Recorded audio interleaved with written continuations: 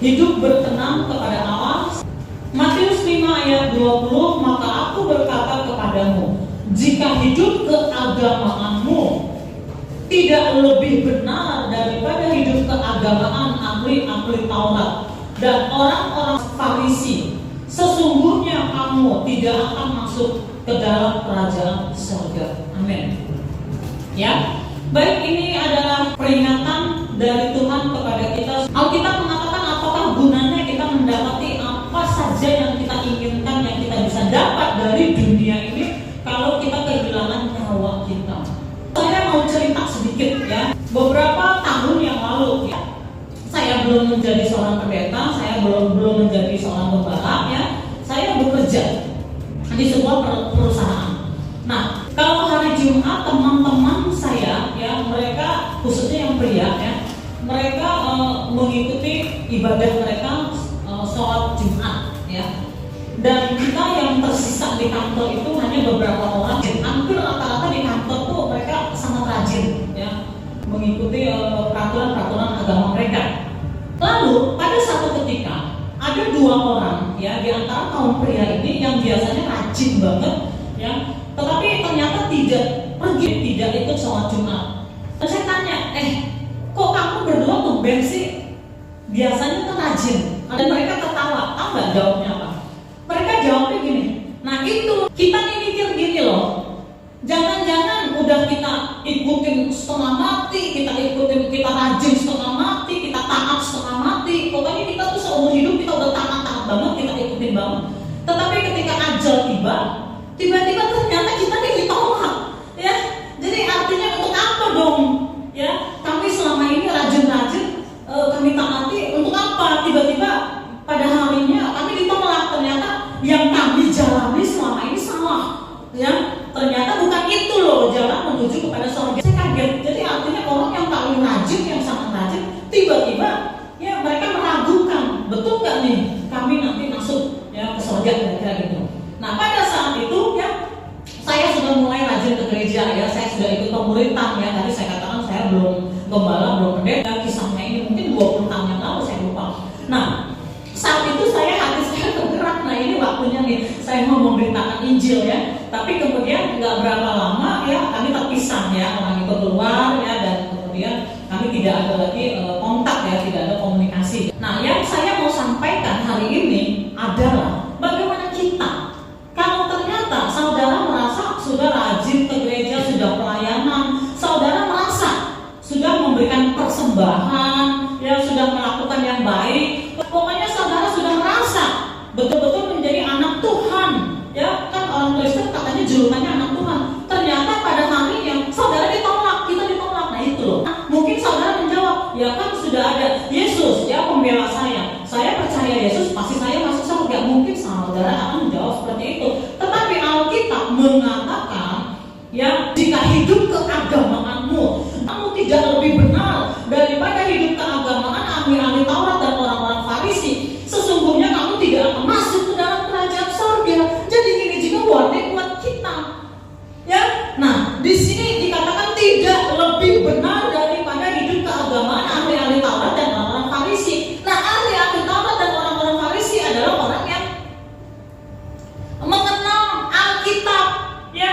Tentu saja Alkitab pada masa itu belum ada perjanjian baru ya. Mereka adalah orang-orang yang mengerti Taurat, mereka adalah ahli kitab, mereka adalah orang yang mengajar, mereka adalah orang yang dikatakan orang saleh, para rohaniawan. Tetapi Yesus berkata, jika hidup keagamaanmu tidak lebih benar daripada mereka, sesungguhnya kamu tidak akan masuk ke dalam kerajaan surga. Nah ini berlaku buat kita sekarang. Sekalipun kita mengaku diri kita Kristen ya, sekalipun kita mengaku kita tahu firman Tuhan ya, sekalipun kita mengaku tiap minggu kita datang ibadah, tetapi kalau hidup keagamaan kita tidak lebih benar daripada ahli-ahli Taurat itu, kita juga nggak masuk ke dalam kerajaan surga. Ini warning.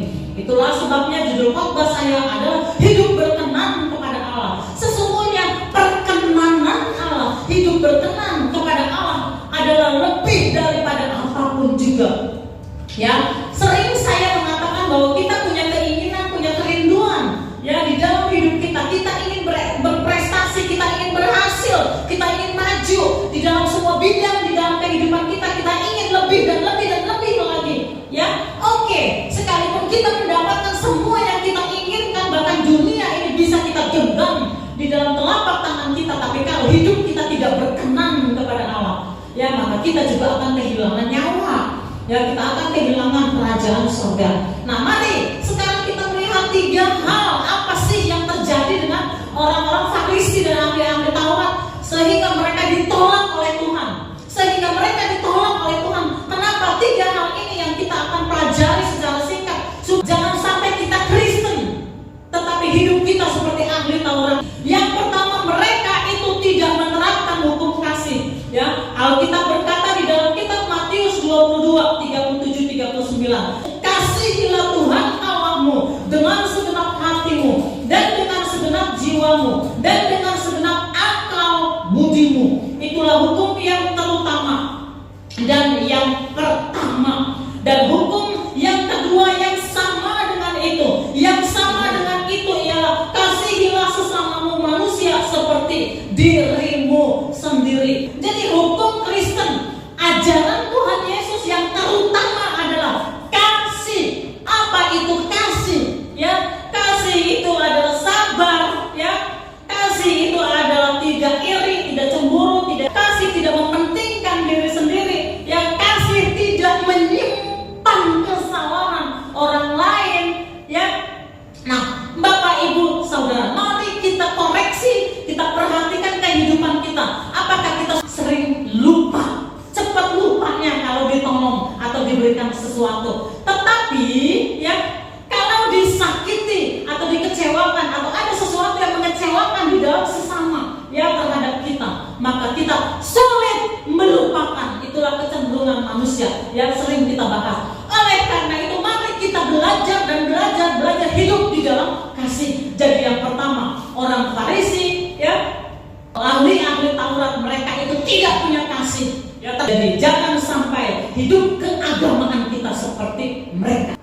Yang kedua, mereka adalah orang-orang yang munafik. Mereka tahu kebenaran firman Allah dan mereka menuntut orang lain, ya, supaya taat 100% kepada hukum Taurat. Dan mereka cepat menghakimi, ya, setiap orang, ya, yang ada salah sedikit, ya, menyimpang sedikit, ya, mereka segera menghakimi. Pengajaran Tuhan Yesus yang terutama adalah kasih. Lalu Tuhan Yesus di hari Sabat seringkali kerap kali melihat orang-orang yang butuh pertolongan, ya, termasuk orang-orang miskin yang butuh pertolongan, orang-orang sakit yang butuh kesembuhan. Dilakukanlah pertolongan tersebut, ya, oleh Tuhan Yesus di hari Sabat. Dan mereka, orang-orang Farisi dan ahli-ahli Taurat, segera menghakimi dan menunjuk Tuhan Yesus sebagai orang yang tidak taat, ya. Dan bagi mereka hari Sabat itu tidak boleh bekerja, hari peristirahatan bagi Allah, ya, hanya boleh, ya, beribadah, ya.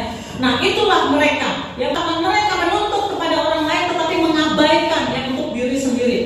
Di dalam kitab Matius 7 ayat 5, firman Tuhan, hai orang munafik, keluarkanlah dahulu balok dari matamu, maka engkau akan melihat dengan jelas untuk mengeluarkan selembar itu dari mata saudaramu. Jadi orang-orang munafik, kalau ada kesalahan segede gunung di dalam dirinya, nggak kelihatan, ya. Ada kesalahan yang begitu besar di dalam dirinya, tidak kelihatan, ya. Tetapi kalau orang lain sesamanya punya kesalahan seujung kuku, ya, setitik kesalahan, dia akan sanggup untuk melihat kesalahan tersebut. Itulah yang namanya orang munafik yang dicela, ya, oleh Tuhan Yesus. Mari kita lihat kepada kehidupan kita, ya. Mari kita berjaga-jaga dan berawas-awas dan berhati-hati supaya kita tidak ditolak oleh Tuhan, supaya kita tidak keluar dari perkenanan Allah. Jujur saja, kita semuanya sering jatuh ke dalam kesalahan. Kenapa? Kalau kita punya salah, saya kan manusia, saya bukan malaikat. Kalau saya melanggar, ya, firman Tuhan, ya, maka, ya, Tuhan pun pasti mengampuni saya. Tuhan mengerti kok keadaan saya.